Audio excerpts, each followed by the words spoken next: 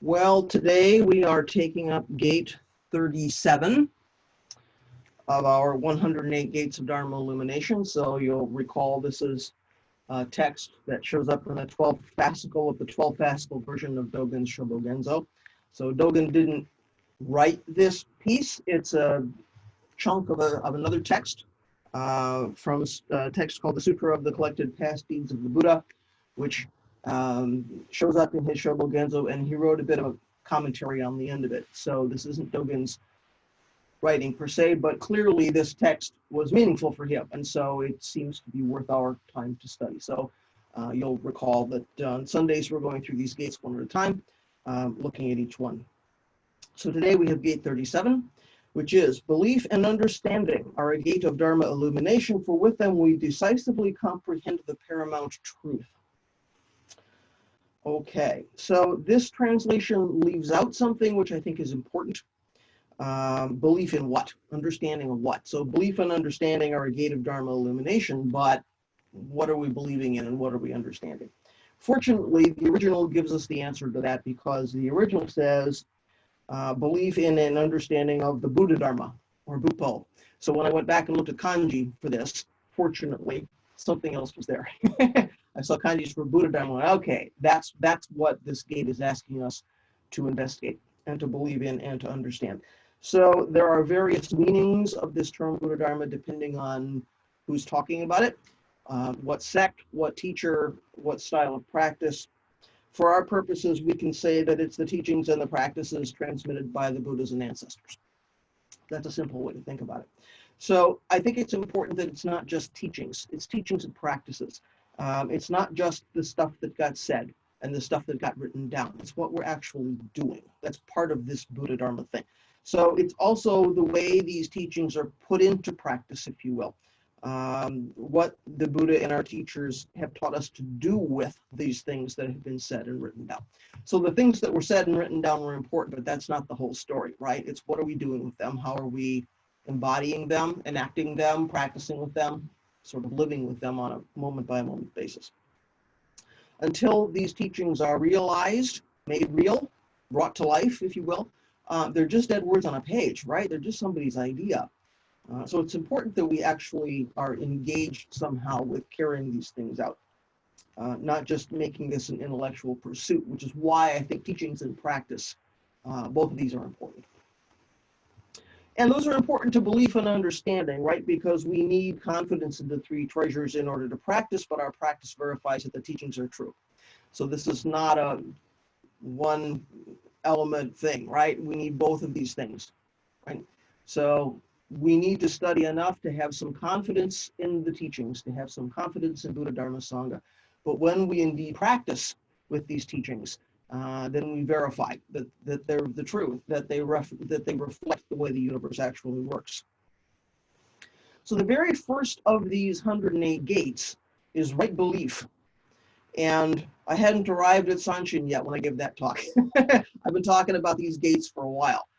This goes back some years. So this was the very first talk on the very first gate. You didn't get to hear that one, unless you were wherever I gave that, and I think I was in St. Louis giving that one. So that first gate says, right belief is a gate of Dharma illumination, for with it the steadfast mind is not broken. So this text, this 108 gates, begins right away with a gate that Westerners sometimes find difficult or find to be a challenge. When we encounter a term like belief as Western Buddhists, sometimes we go, wait a minute, that's not what I signed up for, right? Western Sanghas, in my experience, are full of people who have left some other tradition, particularly Judeo-Christian tradition, because they're not comfortable with being told what to believe or being told to rely on something on a kind of a blind faith. Now, whether or not that's what's being said in those traditions, that can be the way it's perceived. And so not everybody's comfortable with that. And some folks will go to find a Sangha because they think maybe they're not going to be told anything about belief or what to believe. So folks are sometimes surprised to come to Buddhism and find that we do sometimes talk about faith and we do sometimes talk about belief. However, one of the first teachings we sometimes encounter when we come to this practice is this idea that Buddha taught nothing should ever be taken on faith, that we shouldn't believe things just because teachers say so. And sometimes that turns into an idea, an understanding that we should only trust our own experience, that our own discernment is the only yardstick, that we don't need teachers, and we don't need teachings, we don't need sutras, that whatever we are experiencing is the only reality. It's a distortion of a piece of Buddhist scripture. I think perhaps the piece that's most frequently taken out of context in Western traditions, and that's the Kalama Sutta. So the Kalama Sutta says, the important part of this thing for our purposes says, Buddha is talking to a group. He says, "Come, Kalamas." Kalamas are the group of people. Do not go upon what has been acquired by repeated hearing, nor upon tradition, nor upon rumor, nor upon scripture, nor upon surmise, nor upon axiom, nor upon specious reasoning, nor upon bias toward a notion pondered over, nor upon another's seeming ability, nor upon the consideration, the monk is our teacher. What you yourselves know is these things are bad, blamable, censured by the wise, undertaken and observed. These things lead to harm and ill. Abandon them. When you yourselves know these things are good, blameless, praised by the wise, undertaken and observed, these things lead to benefit and happiness, enter on and abide in them. So he appears to be saying, don't just believe what teachers are telling you. If you think it's bad, it's bad. If you think it's good, it's good. Your discernment is the yardstick. So it's easy for us to read as rugged individualists. This sutra is saying that belief in anything, including perhaps what the Buddha taught, is not helpful. Again, that only personal experience and the individual understanding of that experience is what's reliable. That's not at all what's actually happening in this sutra. People want to take this chunk out and say, this says whatever I believe goes.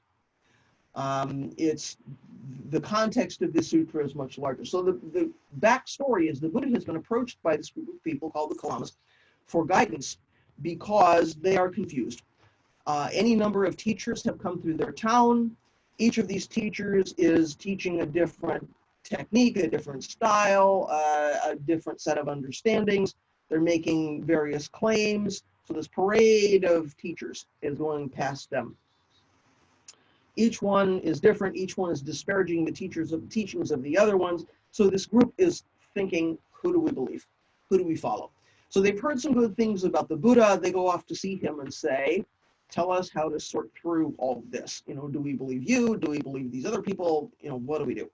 So they already have some degree of spiritual understanding. They're trying to practice. They're trying to, live in a wholesome way. But these folks are not yet Buddha's disciples. They're just meeting him for the first time. So he can't plunge right into teaching them the Dharma.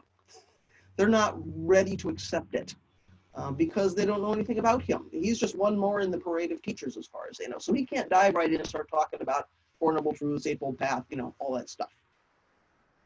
So he tells them they are right, actually, to doubt all of these things that they've been told, all of these competing claims. And he begins with a series of questions for them that lead them through some discernment to discover for themselves that the three poisons of greed, anger, and ignorance are the basis for unwholesome living. So he does a bit of a thought experiment with them. Is this true? Yes, then that. So he kind of takes them through and they're going, yeah, that all kind of makes sense, right? That's pretty logical. So they do see that this teaching is immediately verifiable by their own experience, by some logical thinking, and he gains their trust. And because he's gained their trust, they now have some confidence about learning something about the Dharma. And they have some, they can see that learning something about the Dharma will lead to liberation. So they have some confidence, they have some trust now. This group was not ready to put its faith in Buddha or its belief in Buddha at the start of this encounter. He could well have just been another one of these long line of parading people that came through town that was simply telling them what to believe, right? So once the Kalamas become Buddha's disciples, then he goes on to talk about the Four Noble Truths, the Eightfold Path, all the rest of those teachings. First, he has to get them to agree, right? He has to get them to accept what he's talking about.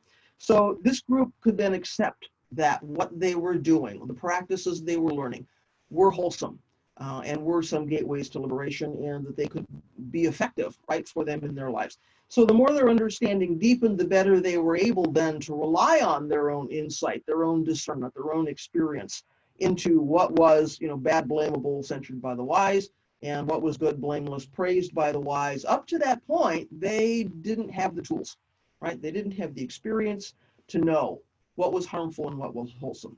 So, Buddha says, come kalamas. He doesn't say, come followers of the way. They're not followers of the way at that point.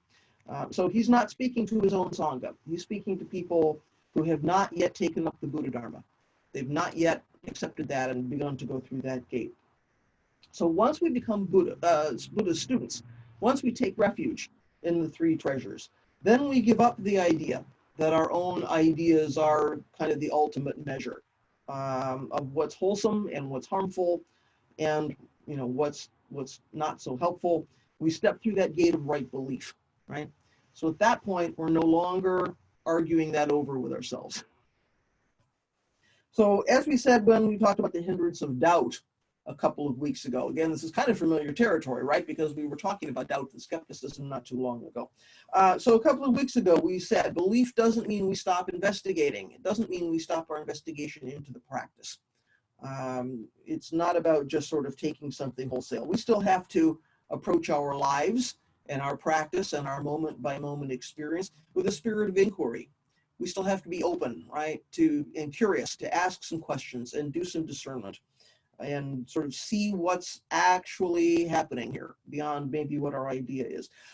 But while that's happening, we've still decided to be on this path. We've still decided to take this road, see where it goes, right? So that piece, we're not arguing with ourselves. But once we get on the path, it doesn't mean we sort of shut off our reasoning and blindly follow somebody or something. We're still doing some investigation. So we're carrying both of these things. So in the Bendo Wa, Dogen tells 3 stories about people who were afflicted with various kinds of hindrances or misunderstandings or challenges or something, and they awakened anyway because simply of right belief.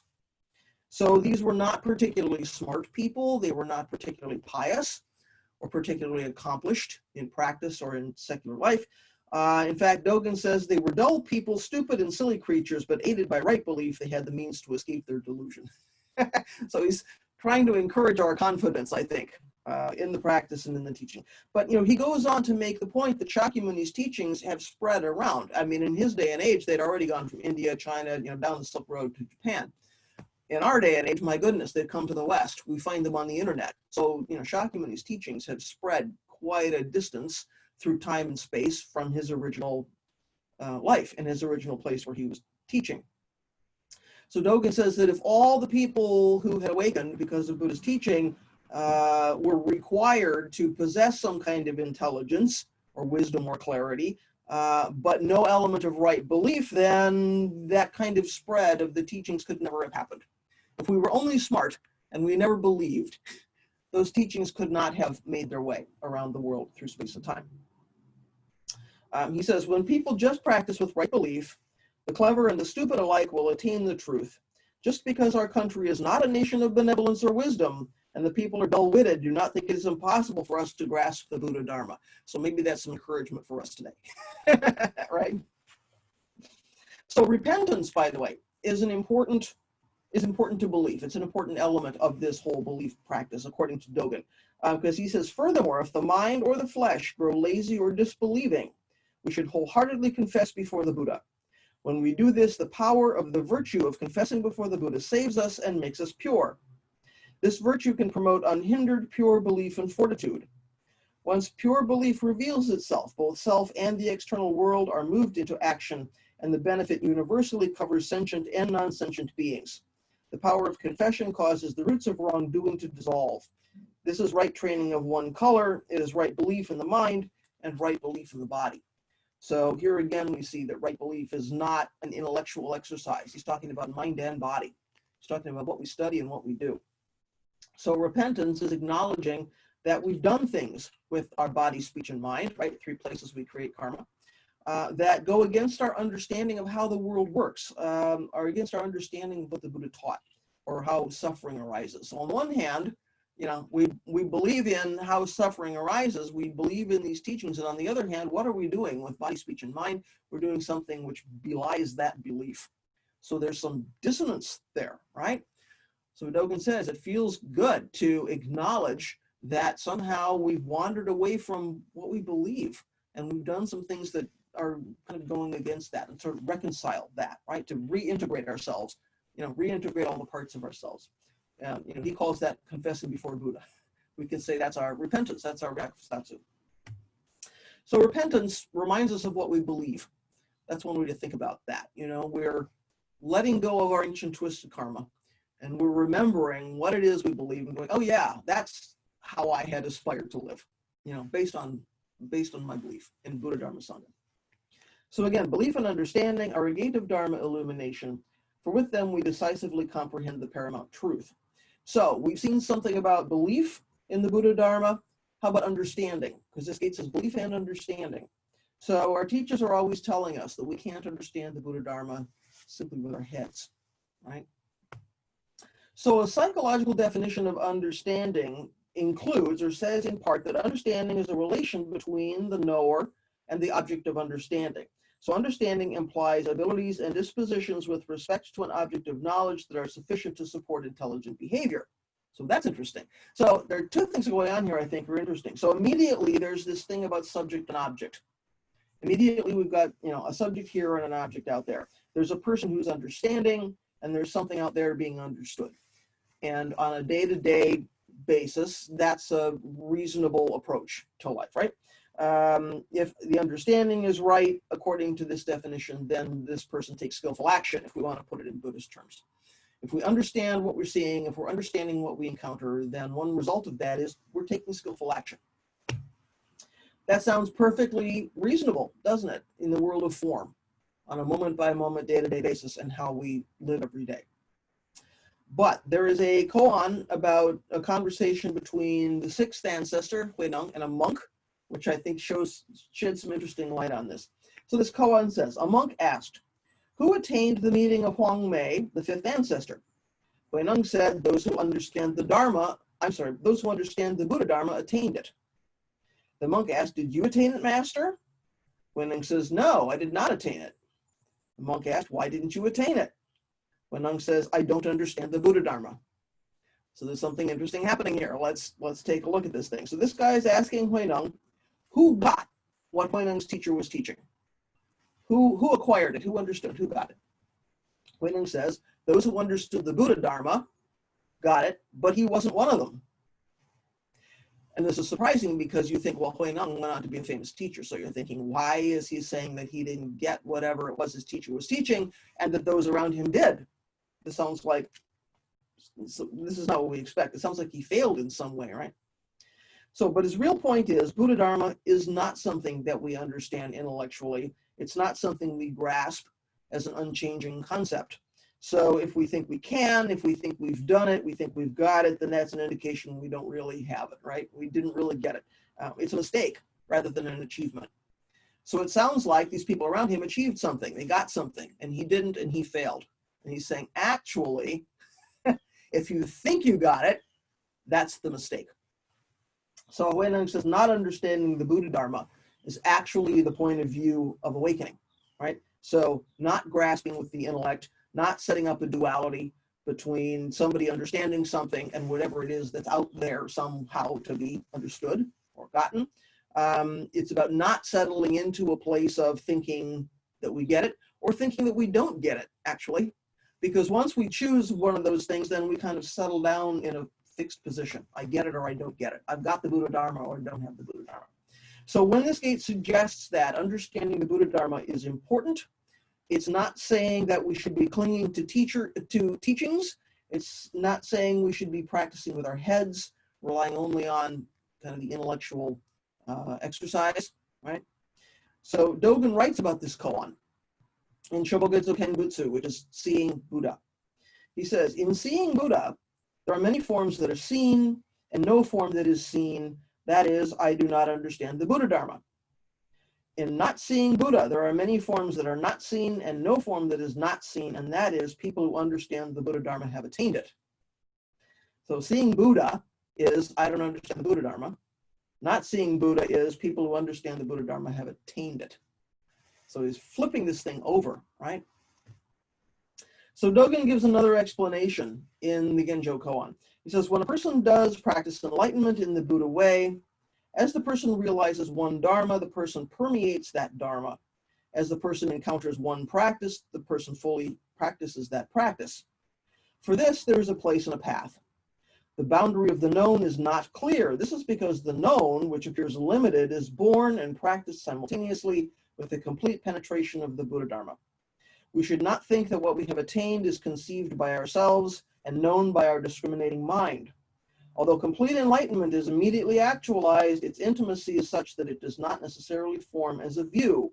In fact, viewing is not something fixed. So the boundary of the known, or what we understand and don't understand, is not clear when we're practicing without ideas about what we're doing. I think it's really interesting. Ironically, as soon as the boundary between the known and the unknown drops away, then we completely understand the Buddha Dharma, right? This gate completely opens up. As soon as we don't put boxes around it. As soon as we don't think, I know this, I don't know that. The boundary between the known and the unknown. As soon as that goes away, we understand everything, which I think is kind of interesting. So we can practice with that in our Zazen. You know, as I bore this in mind a bit yesterday. As I was sitting this one day sitting that we did yesterday. And when you just sort of hold, you're not thinking about, when you just sort of hold that and you're practicing and you're opening the hand of thought, you kind of get a body understanding of what that is, you know, because you're dropping off your ideas about what I know, what I don't know. As soon as you do that, suddenly that gate starts to open up. It's very interesting. I invite you to investigate. So next, this gate statement says, we decisively comprehend the paramount truth. So what's going on there? For paramount truth, the kanji actually say the ultimate truth of the Dharma. So the word translated here as decisively comprehend is actually satoru, which may sound familiar because it's the same root as the word satori, which we usually take to mean some kind of enlightenment or awakening or peak experience or something, right? So in common usage, this word satoru simply means to know something or to understand something. But in the Buddhist world, of course, it's associated with awakening. It's to know in a particular way, right, through waking up. So we could restate this gate statement as, when we believe in Buddha's teaching and practice, and when we fully enter into them without some kind of limited ideas, then we wake up to the ultimate truth of the Buddha Dharma. So maybe that's an easier way to approach this gate. Uchiyama Roshi would say, I think that we wake up to the universal self. So maybe that's another helpful way to think about that. We simply immerse ourselves in practice without trying to measure our progress toward understanding or measure our progress toward awakening. For one thing, of course, there is no finish line in our practice, as we've heard many times. Our delusions are endless. Our bodhisattva vows are endless. So it reminds me of this little game that I play on my tablet. I'm sure you have little games you play on your devices as well.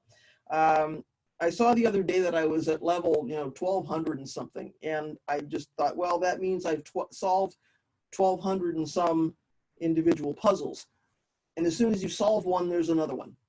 It's kind of like our delusions. As soon as we kind of work our way through one, there's another one. So you go, you solve the puzzle, and there's another puzzle, and another one, another one, another one.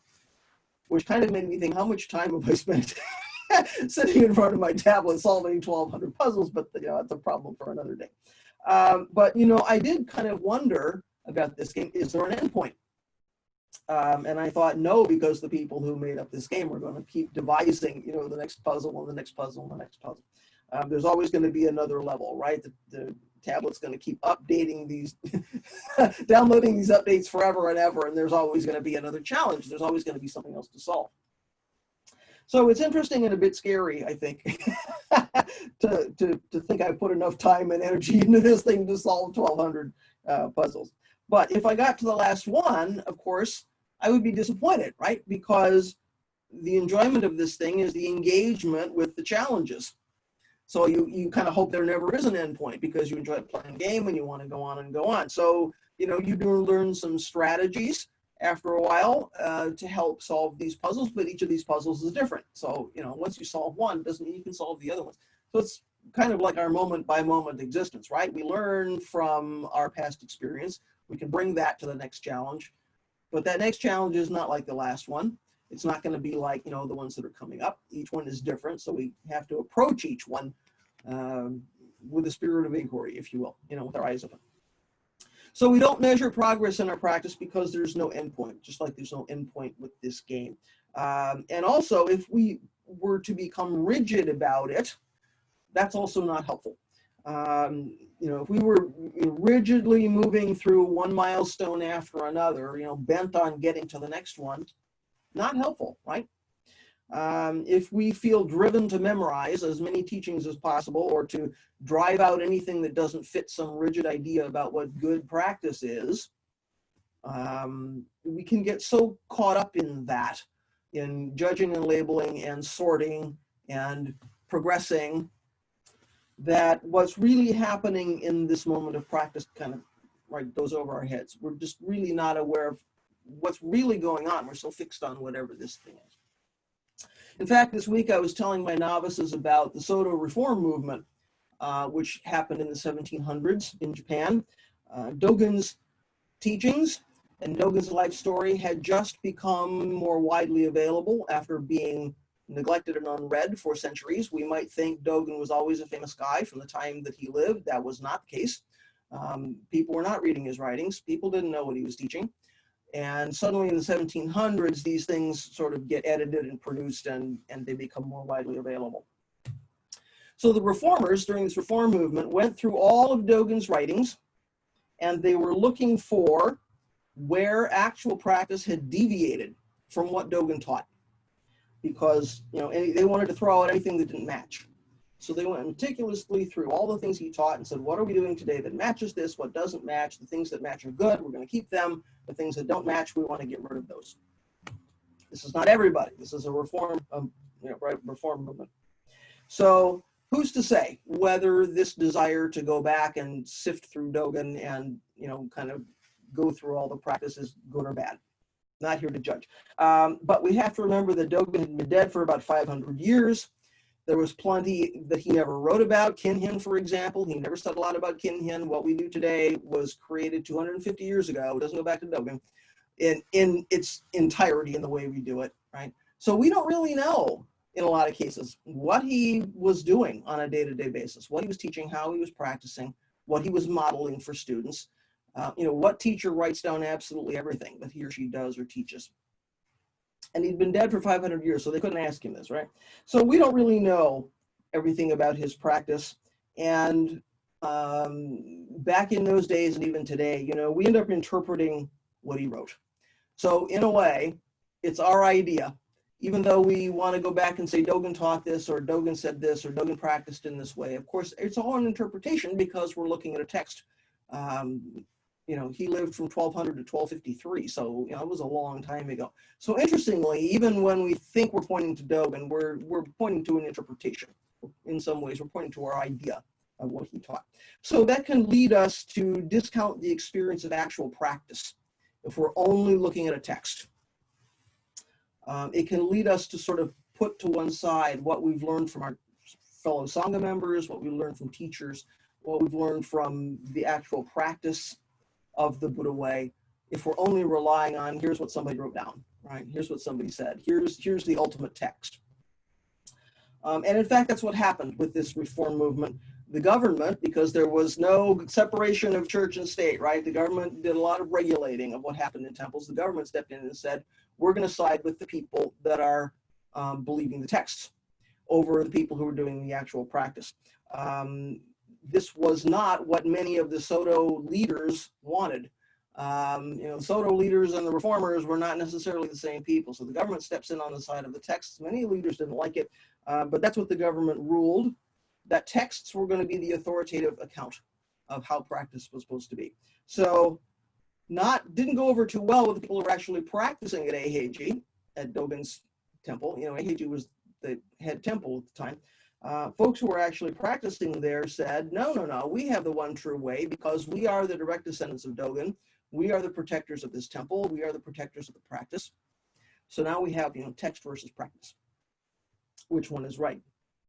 So I'm not saying the texts are not important, or that we shouldn't deeply investigate practice with body and mind. I'm not coming down on one side or the other.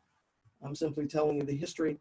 But we might consider whether there is something useful in the balance of belief, in the balance between belief and understanding, right?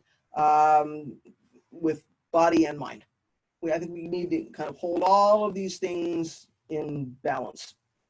So we have some balance between text and practice. We have some balance between body and mind, face-to-face practice versus Dharma study. All of these things can be important, but we need some balance. So I suspect the ultimate truth of the Dharma that this gate talks about is in both of these things, or all of these things. What is the ultimate truth of the Dharma? How do we get there? We need some balance between investigating with mind and investigating with body. But we only see, I think, that balance when we go beyond believing and not believing, or understanding and not understanding. If we're thinking back to this koan, when we truly understand, that's when we don't have ideas about things. So if we go beyond belief and not belief, if we go beyond understanding and not understanding, again, that's when this Dharma gate opens up and we really touch this ultimate truth of the Buddha Dharma. So when we accept Buddha's teaching and practice, when we fully enter into them in an unlimited way, which means no boundaries, no separation, no ideas, then we wake up to this ultimate truth, this paramount truth of the Buddha Dharma. So what does that look like in our actual lives? I mean, it's all well and good to talk about history and to talk about theory, but what does that look like just in day-to-day life? It's one thing to read about what Buddha said, or what Hojo-san says, or what Dogen says as teaching, and it's another to really dive in completely. Again, Zen is a practice, it's something we do. So Dharma study can be a practice. Dharma study is not separate from other kinds of practice. It's not something we only do in our heads, right?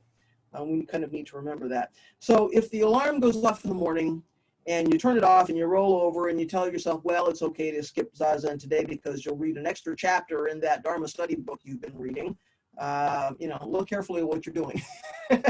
It can be easy to say, well, I'm going to study extra hard and therefore I don't have to sit Zazen so much. Or I don't have to sit Zazen at all. Oh. Somebody maybe wants to mute your mic. Thank you. Okay, so if you find yourself making excuses for doing what you want, even when you know that practice probably is calling you to make some other choice or guiding you to make some other choice, then that's an opportunity to be honest with yourself, to look carefully at what's going on. Am I privileging one kind of activity over another because one of them is easier, or one of them is more comfortable, or one of them is more interesting? It's not uncommon to meet folks who come to practice, but they say, well, I'm not really interested in this meditation thing. I'm only interested in this as a philosophy. When I encounter these folks, my immediate response is, I'm sorry, practice is something we do. So we need to keep some balance, right? So when we encounter ourselves privileging one kind of activity over another, belief over understanding or understanding over belief, then we get to start asking ourselves some questions. Are we having trouble accepting and believing in the teachings? Do we kind of not, are we kind of not ready to commit? Is there something about the three treasures we don't quite accept? And there's nothing wrong with that. That means maybe some investigation. Maybe talking to other people who practice, talking to teachers. There's nothing wrong with doing that work, right? But we need to, I think, be honest with ourselves and say, is there something here I'm not ready to accept? There's something here I'm not ready quite to believe. Are we unconvinced in some way that this is a wholesome practice, that this is something which is beneficial? And again, having those questions is fine. There's nothing wrong with that. Do the investigation. Discern for yourself what would help me to really accept that this is a wholesome or beneficial practice. Don't do things you think are toxic. Nobody is saying just take this thing on. Even if your practice situation is toxic, you need to look around at that too. Not every Sangha is necessarily wholesome and helpful and healthy. If there's something going on in the Sangha, we need to look into that. But we have to be honest with ourselves, I think, and ask the questions, where am I stuck? Where am I uncomfortable in my practice? If there's something I can't commit to, I need to do some investigation and some discernment about that. Maybe the issue is I'm confused over what the Buddha actually taught. I really don't get this Four Noble Truths, Eightfold Path thing, right? What is he actually saying? What is Dogen actually saying? What's Hojosan actually saying? That's fine. That's Dharma study. That's practice and investigation with body and mind. And again, we don't have to read a koan, not have a clue about what it's about, and just say, oh, well, that must be true. That's an invitation, again, to deeply enter into some practice with body and mind. So all of those questions are fine. None of those questions is evil. No one's going to strike you, for having a question. This is the human condition. If we already got this, we wouldn't need to practice together. We wouldn't need to investigate together. But if we're committed to waking up to the truth of the Dharma, or the true nature of reality, then there's some actions we can take and some actions we need to take related to diving into our practice. So, our daily life in samsara is not the whole story. If it was, then we'd already be completely manifesting awakening with no thought coverings, no delusion, right? So somehow we know there's something else to the story. Somehow we'd like to investigate what the rest of that is. So we can ask ourselves, what does it mean to me to believe in the three treasures? How can I investigate that? How can I keep that belief going? If I'm stuck somewhere, what's going on there? How do I understand prajna, or wisdom, or seeing the way that the Buddha sees? What am I doing to cultivate that kind of wisdom? That's the kind of understanding, right, that our practice is headed for. Not necessarily only this kind of understanding. How do we see the way the Buddha sees? That's prajna, right? That's wisdom. So fully entering into Zen practice, or fully entering into this gate, is not about immersing ourselves. So when we talk about immersing ourselves in practice, fully entering this gate, fully taking this on, we can approach that in a number of ways. One thing people perhaps like to do is to surround themselves with things that are related to their practice. Right? So it's not about filling our homes or filling our lives with Buddhist knickknacks, Buddhist trophies, adopting exotic attitudes about our sort of daily activities, about our meals, or whatever that is. It's fine to have some reasonable external supports to practice. There's nothing wrong with that. But practice starts here, right? This is where we're carrying it around. So it happens even when nobody's looking. So no matter how we're dressing ourselves up, what jewelry we're wearing, what haircuts we have, what's in our homes, right? Sometimes the trophies and the jewelry and the exotic demeanor and all of that stuff is more about declaring to the world, I am a Buddhist, right? Shoring up some identity about what we think Buddhists are than they are about actual reminders to practice. So it's fine to have things around to remind us to practice, but we also have to be honest with ourselves about what's that about. I have plenty of things. If you could see my place, I have plenty of stuff to which I have sentimental attachment. Somebody gave me this in a temple in Japan, or this was something I acquired that was related to a practice activity that I did. Again, fine if we really understand what that's about, right? Because especially in the West somehow, I think sometimes we feel the need to declare ourselves in a particular way to family and friends, or just to ourselves about, who is this self? Who is this practitioner? Who am I as a Buddhist? And we want to collect things, right? So fully immersing ourselves, fully sort of putting our lives on the ground to practice is more about this than it is about the stuff we own or the things we wear or all of that. So again, none of that stuff is evil, but it's a chance to investigate why we think those things are important. I always laugh when somebody begins to practice, comes to Sanshin after a little while for maybe a weekend retreat or maybe a 5 day session. And before they leave, they'll find me and say, now, where do I get Samway? How do I buy a practice robe? And I tell them, you don't need to do that stuff. They think they have to wear something in order to fit in or in order to stand out. Or, because at Sanshin, we never say you must wear this or that. You have to look like such and so. You have to adopt a particular diet. We never do that, But it's always very interesting to me. People come and they look around and they say, oh, if I only had that special outfit, somehow I would be a better practitioner. I just don't do it. What makes me laugh is the next time they come back, they found somewhere to buy it and they're wearing it. So I just go, okay, that's an opportunity to practice. And I laugh because that was me, you know, years ago. I did the same thing. So I understand, right? But, you know, practice is here. Practice is not so much about what we wear. So, you know, it's okay not to have a rigid Zen persona. We're back to this whole question now about rigidity in practice, right? It's okay not to create a Zen persona, to try to imitate somebody or think, you know, you need to be a certain way or look a certain way, or try to be a perfect Buddhist. What is that? You know, belief and understanding is not about trying to be a perfect Buddhist. There is no fixed self-nature anyway, right? So it's like, you know, that can't help. I'm not the same person I was when I started to practice, neither are you.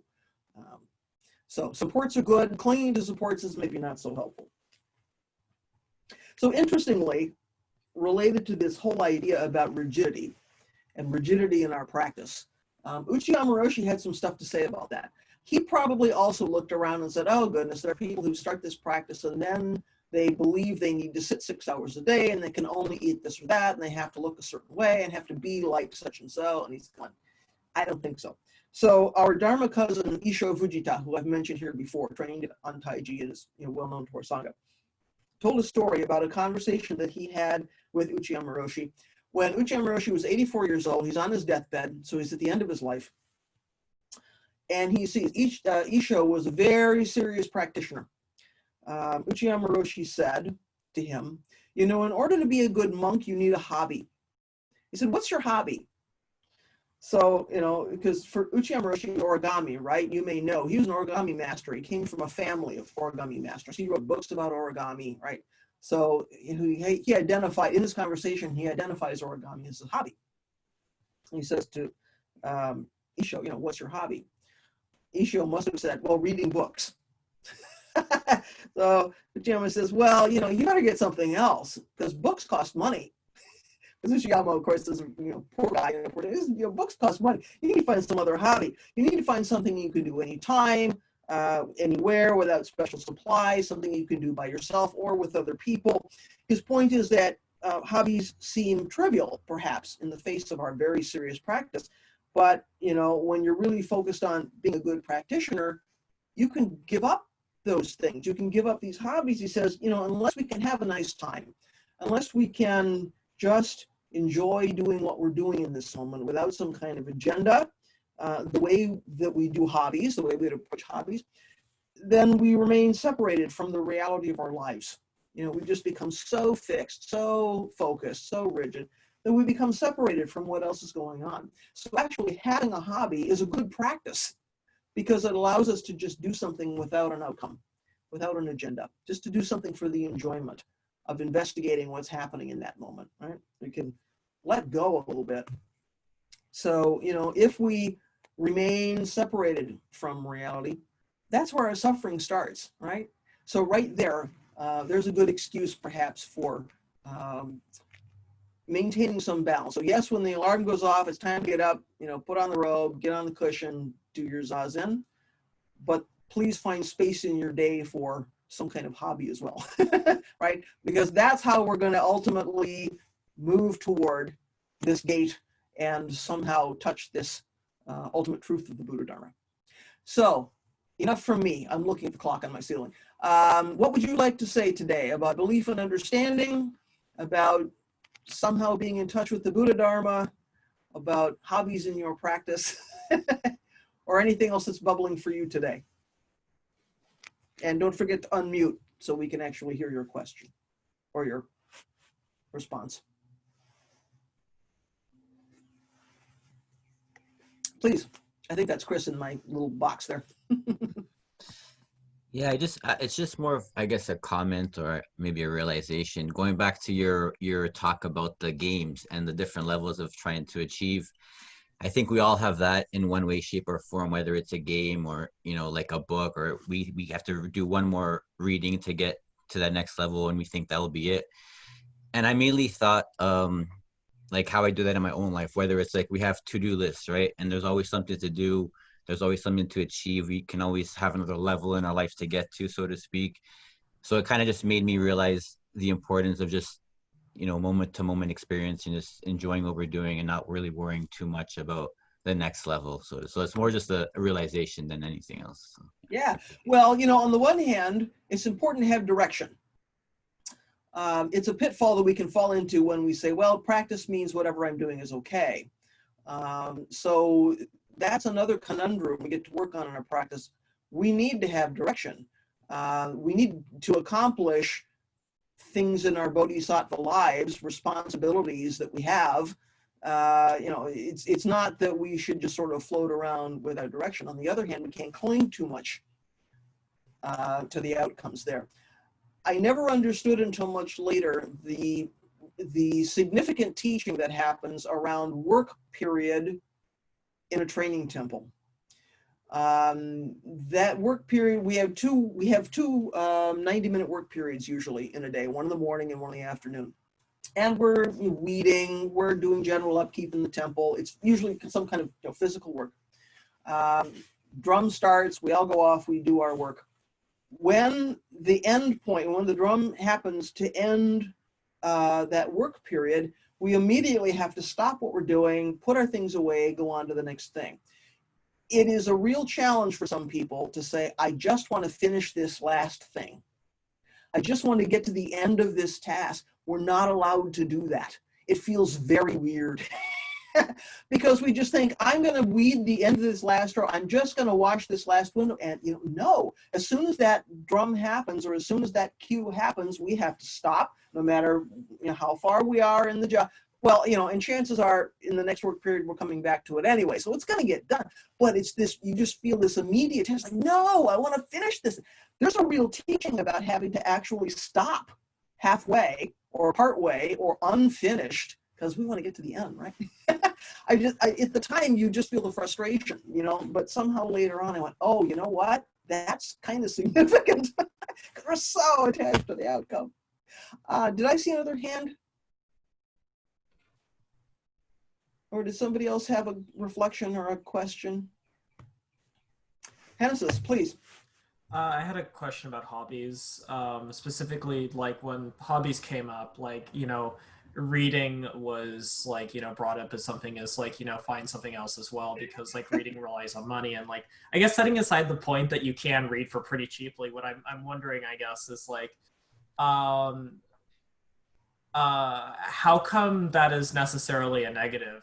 For a lot of people who really care about something, when it comes to a hobby, it's often very natural to invest money into that. And I get that, if there's financial difficulties or things like that, or you could potentially build attachments to some sort of collection or hobby you have, etc. I get that. But is that, I guess, why exactly is it important to, find a hobby that is sustainable without money? That's my main question. Thank you. Yeah. I'm not surprised at your question. I kind of figured somebody was going to go, what is he talking about? Okay, so let's think about the context also. So Uchiha Moroshi would have been having that conversation before the days where it's easy to get free stuff off the internet. So books would really have cost something. He lived a very humble life, so I'm sure one of the first things he thought was, oh my goodness, books are expensive, because everything was expensive for him. But setting aside that, because I don't think that was his main point.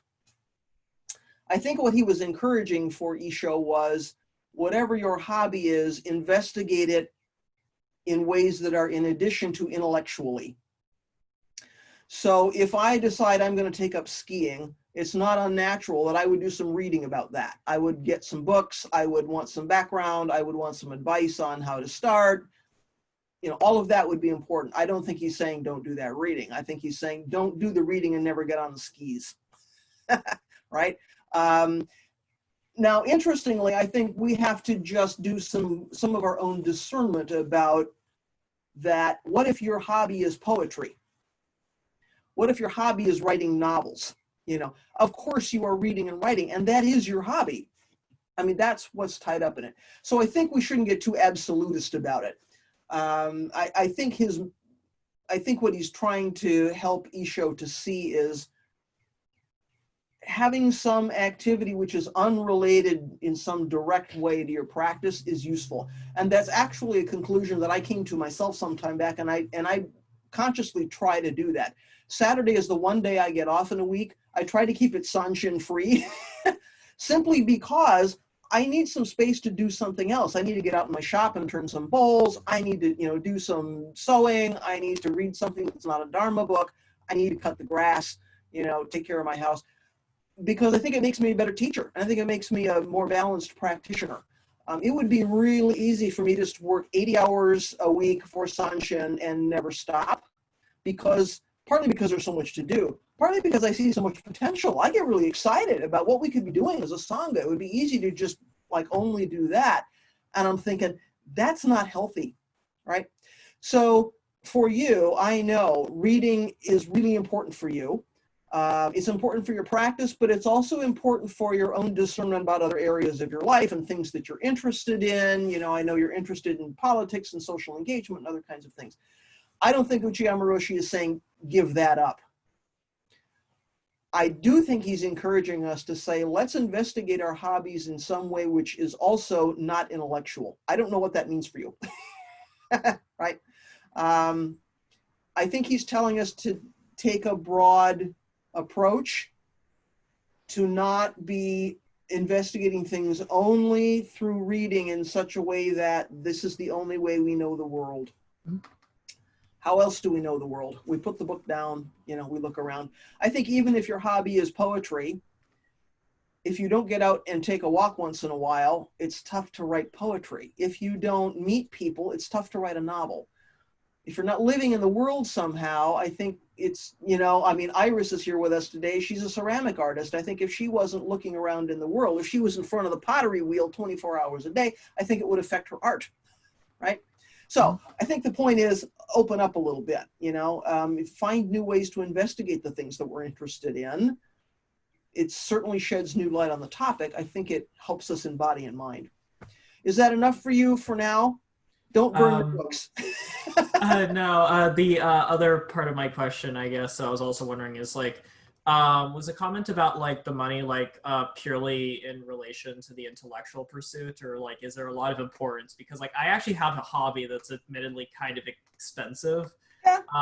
That I'm kind of reflecting on now how much money I sink into that in a year. So Sure. That was also part of my question.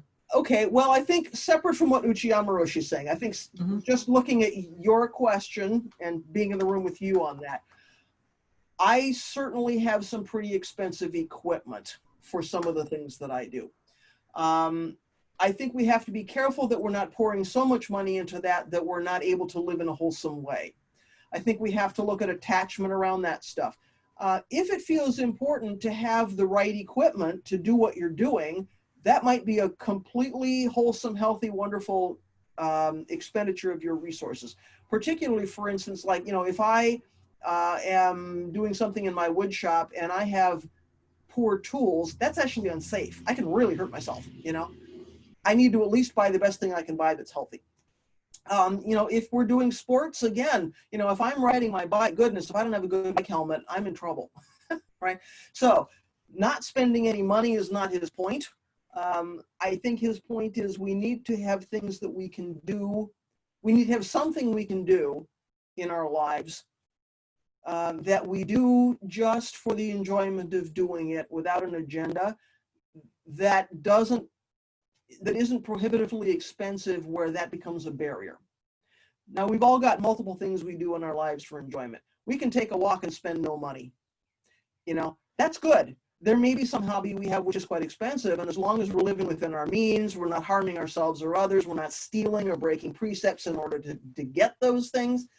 If it's okay for you in your life, I don't think there's any prohibition about spending that money. I think he's just saying we need to have something we can do in our lives which doesn't have barriers for us. Expense being one, right? So again, I think he's not saying never spend money. I think he's saying have balance. Hey, I can see that. If you have a hobby where if you have a bad month or something in money and you just can't engage in the thing you love, that's a problem. So yeah, no, that answer is sufficient. So thank you. Yeah, you're welcome. Yeah. So I think money is always an issue in our practice. It raises a lot of questions, Because in the early teachings and today, and some Theravadan groups, the monks can't touch money, they can't handle money, all the way up to, you look around at some teachers who have an awful lot of things, so we can wonder about, like, what does that mean in my practice? And there are lots of issues around attachment, greed, stealing, and all that stuff. But I mean, in general, if we're healthy about it, the Buddha never said you should never have nice things. Now that you're a practitioner, you have to only wear rags and live in a hovel, and you can't accept gifts, and you shouldn't have any job that gives you a decent salary. He never said that stuff. There's no paramita of poverty, right? But again, it's about, what are we doing with that? Money by itself is not good or bad. Just like any other object we encounter, things aren't good or bad. It's what are we doing with it? What stories are we writing about it? How is it affecting our relationships? Those are the things that we need to pay some attention to. Other comments, reflections, questions this morning? Sagan, please. Yeah, as you were speaking there, it seems to me there's an interesting parallel between a hobby and practice in shikantaza, because in a sense, a hobby doesn't have an aim outside of itself. Just like, in a sense, shikantaza is a practice in itself. It doesn't have a strategy to get somewhere else. And I think that's what a hobby is, basically. I think you're right. And interestingly, I was talking to somebody the other day who is a practitioner.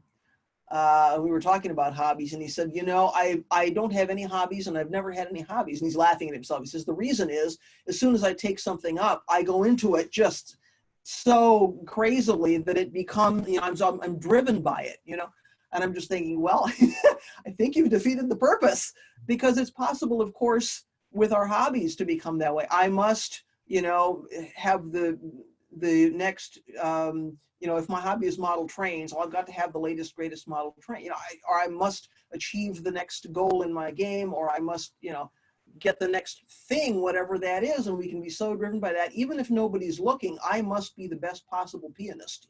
I'm going to practice 16 hours a day because, I have to be good. Okay, that's about my ego. That's not about I'm playing for enjoyment. That's not about I'm playing without a goal, And again, some direction is fine. We can say my plan is I'm going to learn this new piece, but, are we clinging to an idea about what that means? So in the same way that we can be driven in our shikantaza, I will, sit X number of hours and have some peak experience. We can do the same thing in our hobbies. So I think Sagan's right. There is an interesting parallel there, and we can begin to see why Uchiyama Roshi says hobbies are also an interesting practice. How do we approach something that we purport to do for fun, without a goal, without an aim, something we're doing just for enjoyment? We can watch what comes up around that the same way we can watch what comes up around our shikantaza. It's another opportunity. There's never a time not to practice, even when we're, doing our hobbies. Other things to say this morning? Questions, reflections, observations, words of wisdom?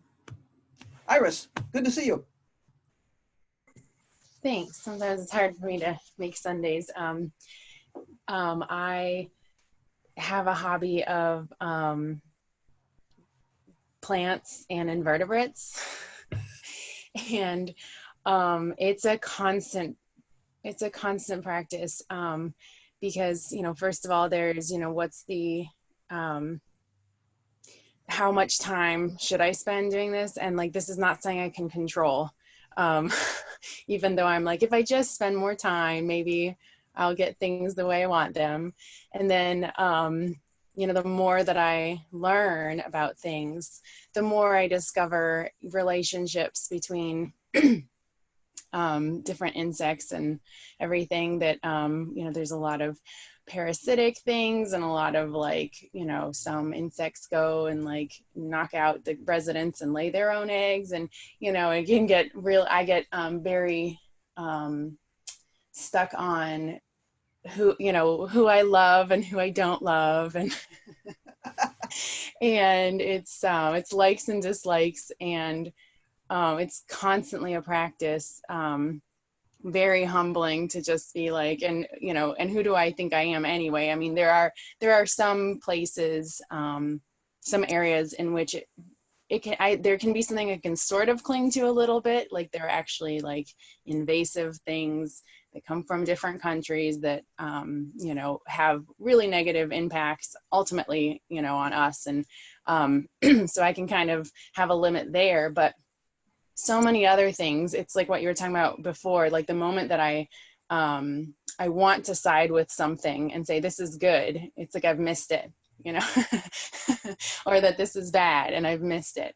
It's all just, a ton of it is just my own opinion and how I want things to be, instead of, you know, anyway, that's my hobby. So that really resonated with me, all of what you were talking about.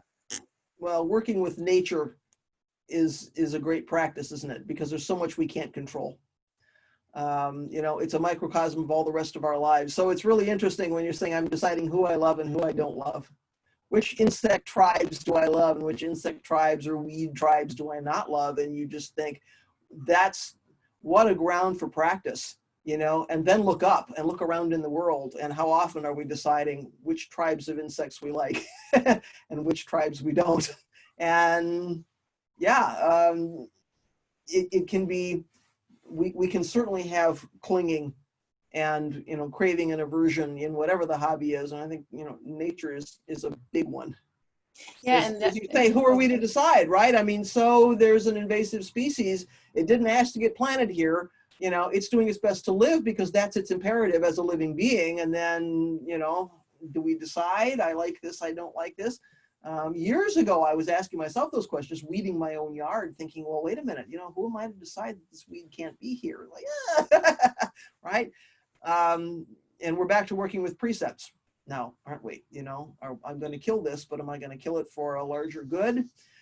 Yeah, so the kind of things that you're doing in nature just turn up all these really deep, interesting practice questions. It's a terrific practice in addition to being a hobby. I think you wanted to follow up. Yeah, the other thing that's kind of interesting is once I've, you know, decided maybe something that I don't want to have, and, you know, little annuals that keep popping up. Sometimes what occurs to me is I'll be like pulling and pulling and pulling and pulling these things. And then after a while, I'm just reflecting that, wow, I spent an entire hour, you know, just like tearing something up by its roots, you know, like how much time and effort do I dedicate to decide, you know, to the thing that I then decide to kill. It's just interesting. It's not, you know, yeah. It's a huge practice. And then, you know, I guess at that moment, what we can say is, well, I'm going to compost these weeds or I'm going to return them to the earth in some way, you know, so ultimately perhaps they benefit some other plant, you know, but yeah, we can do quite a bit of discernment around activities like that. You know, yours is, it's quite obvious where that discernment happens, but I think that kind of discernment can happen in many other kinds of activity. Yeah. Thank you for those reflections. That's really interesting. Sagan, did you have a hand up? Yeah, no, yeah, I was, it reminds me a lot of that quotation of Dogen about the flowers and the weeds. Mm-hmm. I mean, that's basically, you know, that predicament that we have as human beings, that we side with one thing and we reject something else. And I don't think it's something we need to, you know, eliminate, because it's part of our, you know, makeup as human beings, that we do have preferences here and there. I mean, in a sense, we don't need to beat ourselves up about that, I think, in a way. You know? Right. Well, of course, that's the human condition. We're always going to pick and choose because that's the human condition. And we also know that just to get through our lives doing our bodhisattva work, we need to discriminate. You know, we need to know the differences between forms. We need to know which things are wholesome, which are not. And there's nothing wrong with saying, you know, I like chocolate better than strawberry. That's fine. We just need to see that those things are preferences and not say chocolate is the ultimate supreme truth because I happen to prefer it, right? So Sagan mentioned this quotation, which is about that, you know, flowers die even though we love them, and the weeds come even though we don't love them, and, you know, how do we live in the midst of that, right? So I think you're right when you say we need to not beat ourselves up for making choices, but we do need to look carefully at what that's about, what's happening around that, how those choices are coming up, how our clinging and aversion happen, how we're acting on that. Other things this morning? Everyone good for now? Okay, thanks for a good discussion. Let's do our closing chant, and then Mark will do some announcements for us for the week. Thanks so much.